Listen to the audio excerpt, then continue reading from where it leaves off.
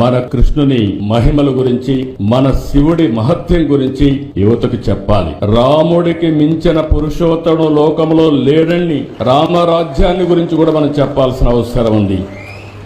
Avatar cinema కంటే మన మహాభారత రామాయణ గాథలు గొప్పవని మన పిల్లలకు మనం చెప్పాల్సిన బాధ్యత ఉంది.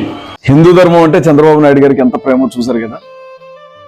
అదండి చంద్రబాబు నాయుడు గారు కదా. చక్కగా ముఖ్యమంత్రి పదవికి రాజీనామా చేసి కాషాయ వస్త్రాలు ధరించి చిన్నజీయర్ స్వామి గారి లాగా, పరిపూర్ణానంద స్వామి గారి లాగా ఏదన్నా ఒక హిందూ పీఠాన్ని ఏర్పాటు చేసుకుని ఎంచక్క రాముడి గురించి, శివుడి గురించి, విష్ణువు గురించి నిరభ్యంతరంగా ప్రకటించుకోవచ్చు. ఎవరొద్దన్నారండి? భారతదేశం ప్రజాస్వామ్య దేశం. ఎవరికి నచ్చిన మతాన్నైనా సరే వాళ్ళు నిరభ్యంతరంగా స్వీకరించవచ్చు, ప్రకటించవచ్చు. వారికి నచ్చిన దేవుని గురించి ప్రచారం చేసుకోవచ్చు. మనకు రాజ్యాంగం ఆ హక్కు ఇచ్చింది. కానీ రాష్ట్ర ముఖ్యమంత్రి హోదాలో ఉండి కేవలం రాముడు మాత్రమే మనకు సొంతం, శివుడు మాత్రమే మనకు సొంతం,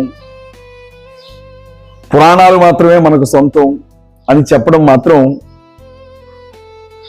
అది న్యాయం కాదండి.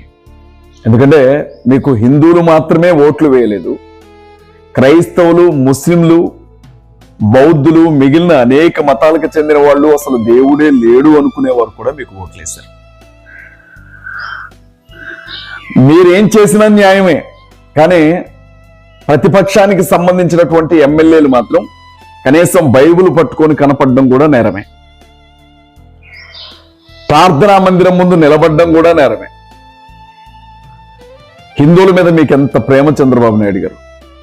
అదే క్రైస్తవుల గురించి మాట్లాడమంటే ప్రతిరోజు మత మార్పిడి చేస్తున్నారు, దేవాలయాల దగ్గరకు వచ్చి గొడవలు చేస్తున్నారు, మభ్య పెడుతున్నారు, బలవంత పెడుతున్నారు, త్రాగుబోతులు అనుకుంటూ మాట్లాడతారు. క్రైస్తవుల గురించి మాట్లాడాలంటే నాకు బాధ అనిపించదా?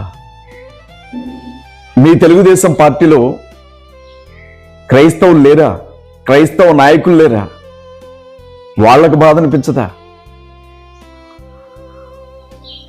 2032 గుడులు 5 ఏళ్లలో పడగొట్టారు క్రిస్టియన్ ప్రభుత్వంలో అని చెప్పారు మీరు. 59 దేవతా విగ్రహాలు 5 ఏళ్లలో ఎత్తుకుపోయారు జగన్ ప్రభుత్వంలో అని చెప్పారు. ఆ నింద మీరు క్రైస్తవుల మీద వేసింది కాదా? మాకు నచ్చిన దేవుణ్ణి మేము ప్రకటిస్తే మేము మత ప్రచారం చేసేవాళ్ళమా?